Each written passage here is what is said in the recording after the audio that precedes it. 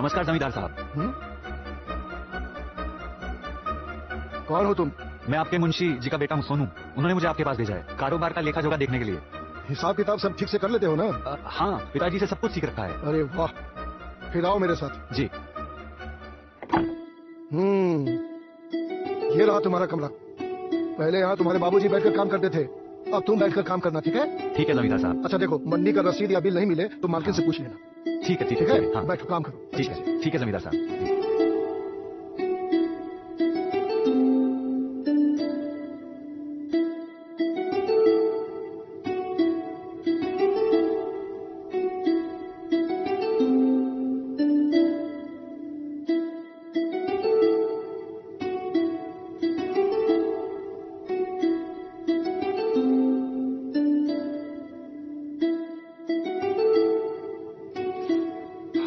ये तो सब 2 महीने पहले पुराने वाले बही खाते हैं। इस महीने के कहां पर हैं?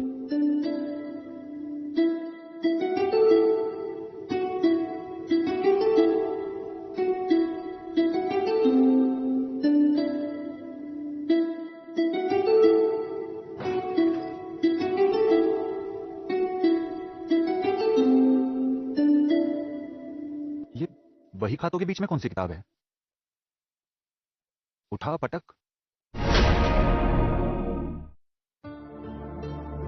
जमींदार के घर पे आया नया लेखपाल सोनू। वो इस बात से बिल्कुल अनजान था कि जिस जमींदार के घर पे वो उसकी कमाई का लेखा जोखा संभालने आया है, वहाँ उसका सामना जमींदार की एक ऐसी नायाब कमाई से होने वाला था जो किसी व्यापार में लेन देन से नहीं बल्कि किस्मत से हासिल होती है। और जमींदार की उस नायाब कमाई का नाम था मोहिनी, जिसकी उम्र सिर्फ 24 वर्ष की थी, लेकिन उसके सुडोल और काम रस से भरे हुस्न के दीवाने हर उम्र के व्यक्ति थे। जमींदार के घर में मोहिनी?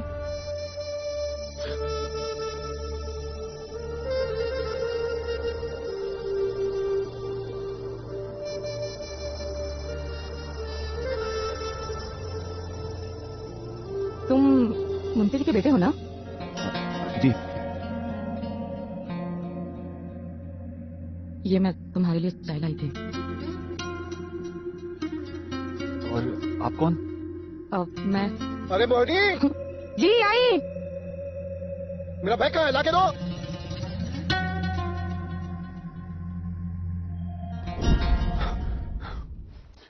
ये मुझे क्या होने लगा है?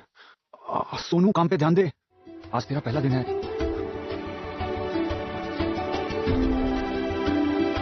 और सुनो जी साहब।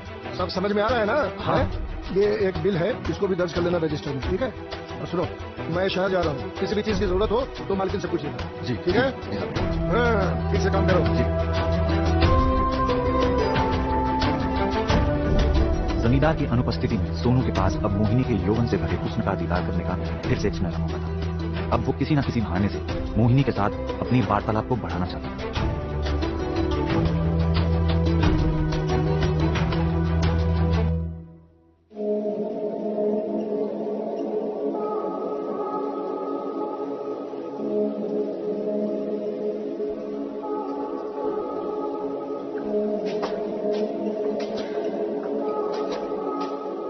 मोहिनी के वक्षों का आकार शायद इतना बढ़ चुका था कि उनके लिए अब पुराना ब्लाउज भी छोटा पड़ने लगा था। और वहीं दूसरी तरफ मोहिनी की संगमरमर की तरह मुलायम और चिकनी पीठ को देखकर अब सोनू की काम ऊर्जा का स्तर और भी ऊपर बढ़ता ही जा रहा था।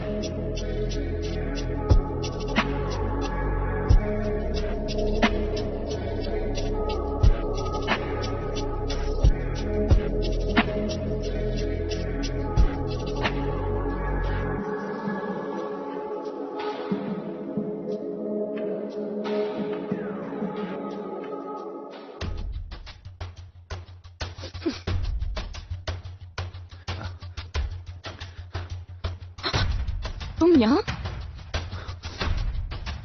मोहिनी के करीब जाते ही सोनू का अंतर्मन ब्लाउज का हुक लगाने की जगह मोहिनी की संगमरमर जैसी मुलायम पीठ को चूमने के लिए कहने लगा।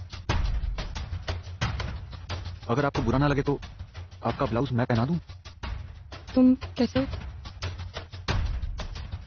ठीक है, पहना दो। ये क्या कर रहे हो तुम? बस ब्लाउज पहनाने की जगह उतार रहा हूं। नहीं नहीं।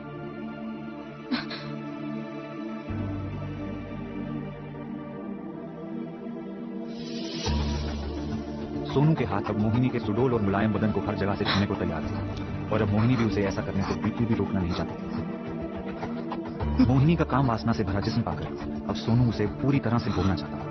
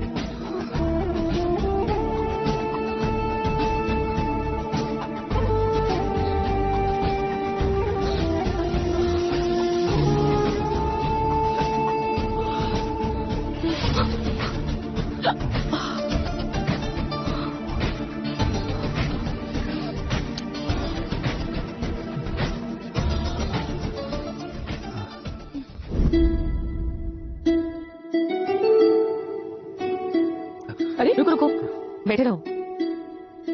ये पूरे 1 हफ्ते के कागजात अंदर काफी टाइम से पड़े हुए थे, सोचे ले आऊं। आप यहाँ?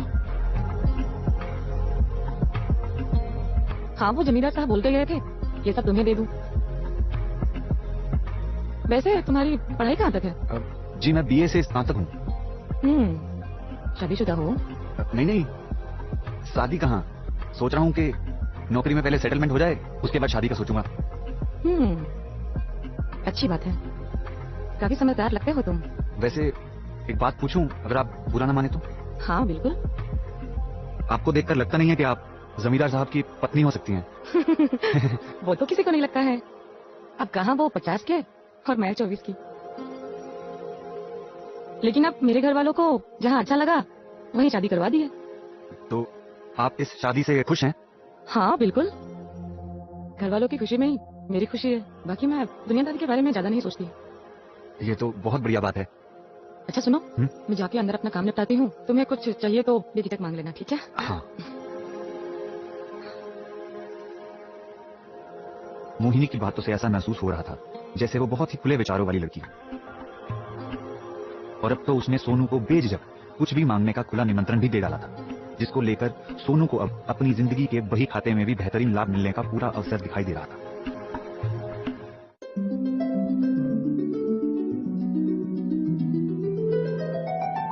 मोहिनी जी। हाँ, कुछ चाहिए था तुम्हें? हाँ, मुझे 1 गिलास पानी चाहिए था। रुको मैं लेके आती हूँ। हाँ। असल में प्यास तो सोनू को पानी की नहीं बल्कि मोहिनी के रसीले होठों की थी।